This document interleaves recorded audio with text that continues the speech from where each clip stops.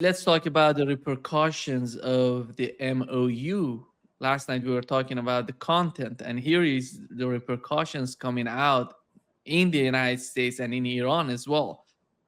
And today we had JD Vance talking with the press, basically reporting on MOU and answering the questions. One of the questions was related to one of the reports on Axios, which says that Netanyahu is fuming somehow because of MOU. So here is what JD Vance said. But I think the fight is so serious right now, the way that Israelis are putting pressure on the Trump administration. Here is what JD Vance said. I don't want to get into hypotheticals that could torpedo the deal because I think the president's expectation is that all of our friends, the Israelis, the Arabs in the region, we're going to work together and actually see this deal to completion. Now, I saw the Axios report, that Netanyahu is fuming. That's not reflective of the conversations that I've had with him, but maybe he's saying something to somebody else that he's not saying to me. What I will say, and this does bother me, is that you've seen people within Bibi's cabinet who have come out and attacked the deal and in some ways very personally attacked the President of the United States. And I guess my message to them would be twofold. Number one, Donald J. Trump is the only head of state in the entire world who is sympathetic to the nation of Israel at this moment in time. And he happens to be the head of state of the world's superpower. If I was in the cabinet of the Israeli government, I might not be attacking the only powerful ally that I have anywhere left in the entire world. And the second message I would give to some of those cabinet members, Bibi, to his credit, has not gone down this path, but to some of these cabinet members in Israel who are attacking the President of the United States, the other thing that I would say is that over the last 3 months, 2/3 of the defensive weapons that have protected your homeland have been built by American hands and paid for by American tax dollars. The problem for Israel is not Donald J. Trump. And anybody in Israel who thinks their biggest problem is the President of the United States needs to wake up and smell the reality of the situation that country is in. Thank you all. Man, that was a huge, huge sort of statement by JD Vance. I think the most powerful statement so far when it comes to the situation in Israel. Yeah. And we were talking about it. How do you find it, Larry, the way that these people are getting serious about what's going on? Yeah, no, look, it's the truth. Israel is acting like an entitled, spoiled child, and that they can say anything they want, do anything they want to Donald Trump with no repercussions. And Trump, I think, is finally getting fed up with it and said, hey, I don't have to put up with this. And that's really it. It's gonna. That was the veiled threat, but then in a private conversation, they can make the threat quite direct. That if you do not cooperate with us, if you do not pull your troops out of southern Lebanon, if you don't stop attacking, we're going to pull all support. Already, I know that what's called the Air Combatant Command for Central Command is working frantically right now to start bringing all of the U.S. aircraft that deployed to Jordan and to Israel and to any other bases in the Gulf. They're pulling them all back. So as those start to leave, that's going to also drive home the message to Israel that you're on your own. Or we're not. If you want to continue starting a fight, go ahead, start a fight, but we're not with you.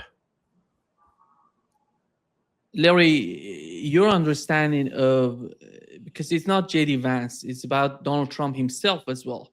He came out, said, you're going to go after Hezbollah. You're not going to bomb the building, the whole apartment building, killing everybody just to get one of two commanders or forces of Hezbollah. Right. Where were they before? Are they getting more reports, or Donald Trump somehow was isolated before, didn't know what's going on, or he's changing his sort of rhetoric? No. I mean, they knew what was going on before. They just decided to distance themselves from Israel. So it's real simple. And the Israelis, frankly, I think, are shocked by this. They didn't expect this. They go, "Hey, we thought we were buddies." Nope, not anymore. That party's over. Yeah. It's not about Israel, Larry. They're using their podcasters in the United States, the Zionist podcaster, Mark Levin, Ben Shapiro. You go, Ted Cruz. You see Ted Cruz coming out and talking, going against the MOU. By the way, MOU doesn't mean anything, Right, right. to be honest. Yeah, well, But the reaction is too harsh, in my opinion. well, nobody's listening to them anymore anyway. I mean, Levin's audience is shrinking. Ben Shapiro's audience has shrunk. And candidly, I think some of that went into the calculations of Donald Trump, recognizing these guys aren't all that popular after all, and so we can probably they're going to have to pay attention to us more, or we can ignore them because it's not like they got a giant audience. JD Vance said 2/3 of the weapons they have used, basically talking about the missiles they use on their fighter jets and the interceptors, came from the United States. It means came from the United States during the war or before the war, or I think it doesn't matter. I mean, it's just he's saying that total U.S. support. Two-thirds of what Israel uses comes from the United States. Just leave it. I think leave it at that. But my understanding is all of them come from the United States. I'm talking about. Are they producing interceptors? Are they producing? Yeah, they produce David Sling and the Iron Dome. Yeah, I mean, Israel does produce Patriot Pack 3. But that's what JD Vance was referring to. If you total up all of the armaments that the Israelis are using, then he's saying 2/3 of those were coming from the United States. But that means still Israel was building or providing 1/3 for itself. You know what's so amazing about what's going on right now is not only the Republicans who are, totally those people who are Zionists, but you see Democrats are coming out against, the deal. They were criticizing Donald Trump for this war, and right now they're attacking him because he's making some sort of deal. I mean, again, it's not a surprise. They're also bought and paid for by Israel. Most members of Congress are taking money from AIPAC. One of the few who didn't was Thomas Massey, and that lesson has been learned by some other members. They figure, well, don't go up against the Israeli dollars. But the public opinion is changing, and at some point, I think Israel recognizes, I would say, the writings on the wall. They don't have a strong future in the United States with the American public. I think something huge is happening, Larry, in the United States vis-a-vis Israel and what's going on, considering the relationship between the United States and Israel. Because if I were to mention the most Zionist, the Secretary of State of the United States, I would say Antony Blinken and Hillary Clinton. The most Zionist, or Mark Pompeo, by the way, would be one of them. And I have never thought that one day we're going to hear this sort of, objection on the part of, for example, Hillary Clinton when it comes to Israel. And she said, I don't know if you saw the latest interview she had, she's just criticizing the way Israel is behaving.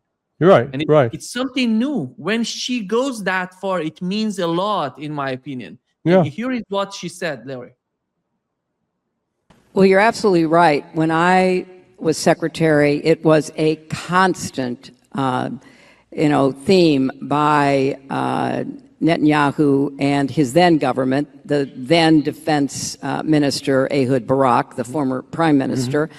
It was relentless. It was a constant push. I remember... what would he say to you? What? What would he say to you? He would basically say, We need to, you need to support us in attacking Iran. And back then, this was, 2009 to the end of 2012, we had more capacity than Israel did on several fronts to do that. And so there was a constant argument that we would have. And I remember one day I was on the phone for hours with Ehud, with Bibi, with others, and they would say things like, our planes are on the tarmac. And I'd say, well, good luck. I mean, great. Why are you doing this? Where else would planes be other than in the air? But on the tarmac, ready to take off. Okay. Yes. Well, no, they'd be in the hangar, but they were on the tarmac. And you would say things. So you're saying you were being played all the time. I mean, by an ally that receives an enormous amount of aid. Well, of course. And look, Bibi's been obsessed. Yeah. This is, I think these sort of interviews are huge when you remember the history of these people and the way they were talking about Israel. Just 1 month ago or 2 months ago, I listened to one of her interviews. She was totally supporting Israel. She wasn't, she didn't want to mention genocide, what is going on in Gaza is genocide or something. Right now, she's going against Israel and the way Israel is behaving. I think they somehow perceive how serious was the war against Iran in the West Asia. That's why they're coming out and saying, this is the end. Are you going to be trapped, or you're going to save yourself from what Benjamin Netanyahu or Israel wants you to do? Yeah, I mean, it appears to be what she's saying. It's significant, but I don't think it's that significant simply because it's not going to be widely heard. People like you and me that follow the news closely, we'll say, oh man, that's huge, but the average person out there still, they won't pay attention to her. But I think it has to be taken as there is a shift, but it's still not. It's not as important a shift as needs to take place, because again, you're seeing that there's a lot of Trump is coming under a lot of criticism, bipartisan criticism, for striking this deal with Iran. So that if it was, if he's actually being celebrated, that would say that the worm has turned against Iran, but it's not the case. It's almost like, why are we abandoning our closest ally? That kind of thing. But what is the main sources? What is the main reason of this criticism, in your opinion? Nothing has happened so far. There is a document out there, and the only thing that has happened last night was at midnight they lifted the sanction on Iranian oil and energy sector, which they were selling it before this war started. Yeah, but I'm not sure I'm following who was saying what? Yeah, what is the main reason for these people to go after the Trump administration? You say that the main reason is they think they're abandoning Israel. These politicians who've been bought and paid for by Israel see this as abandoning and betraying Israel. That's not complicated, dude. What do they want? What do you mean? What do they? Administration for Israel. What is the solution then? Or do they really want to get back to war? To start they don't have. Why do you think they'd have a solution? And why do you think that they're thinking rationally about this? I mean, can you give me any evidence that they've ever thought that, show that they've thought this through and have a coherent thought? No, it's just simplistic nonsense. I see people. Yeah, we should have gone in on the ground. Okay, I mean, even guys with military experience, and you go, how the hell is that? Explain that one to me. Explain. It's like there was just a report I got a friend sent me a report saying that the Kurds have they're launched an invasion into northern Iran, and and I'm thinking that's got to be a bogus report, number one, because to do that, the Kurds would have to have a logistics chain. And I mean, we're talking a lot. If they're going to invade Iran with any kind of force at all, you've got to have a way to get them resupplied with food, with water, with ammunition. And you need to have a medical evacuation plan that's able to work if this is large scale. There's no way in hell they've got that.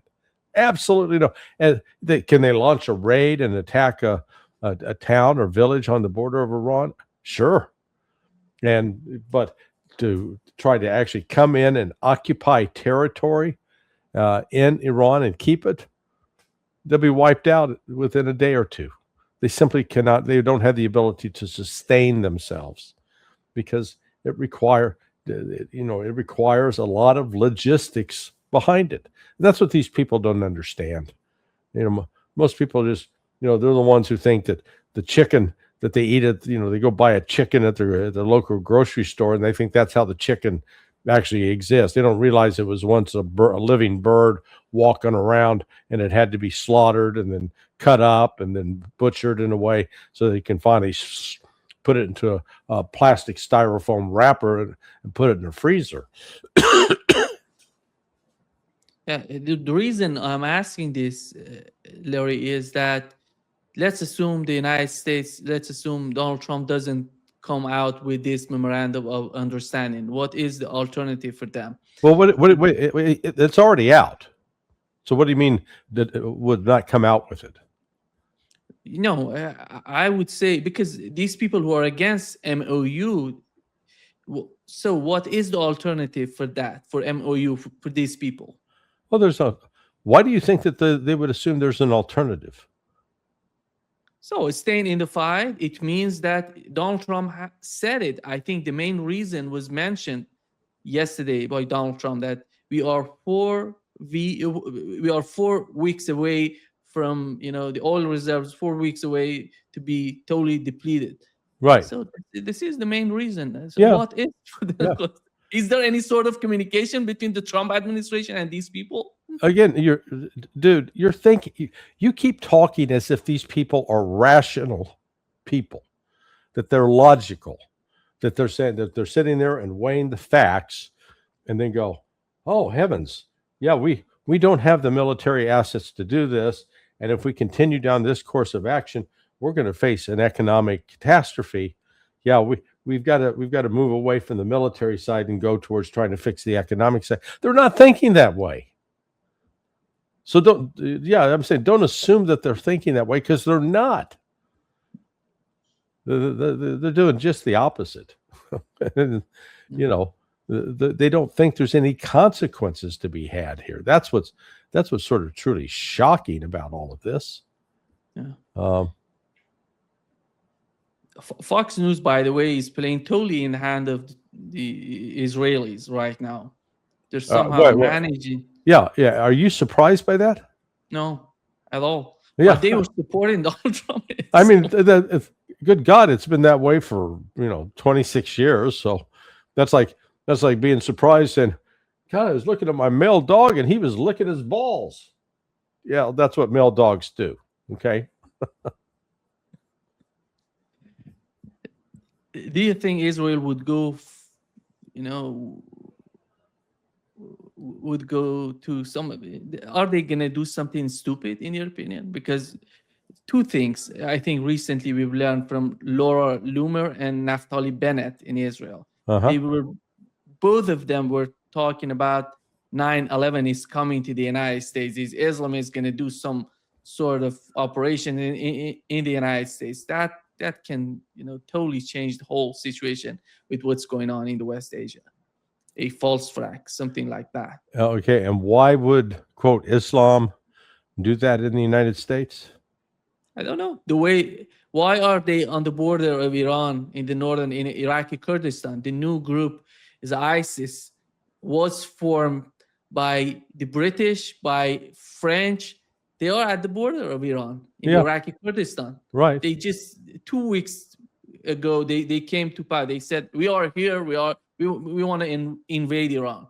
The same people can do something. Yeah, good. Let them invade. How do they say? Do you understand what it takes to sustain an invasion?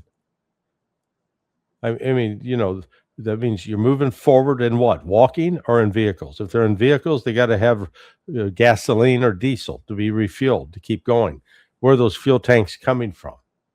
Have they already pre-positioned and assembled those vehicles? There's no way that they could do that without Iran knowing about it, because Iran's got the Russian and Chinese intelligence showing them that. So that didn't happen.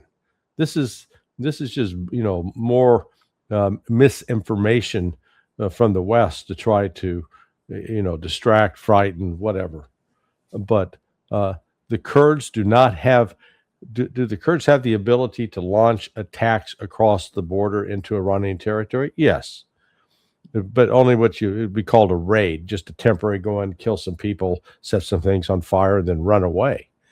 What we're talking about is, do they have the ability to go in with a say 5,000 men and occupy an area and defend it and prevent Iran from controlling that area? No, they do not have that ability. They're being trained by the CIA. That right away tells you that they don't have that ability. CIA has a very good track record of fucking these things up.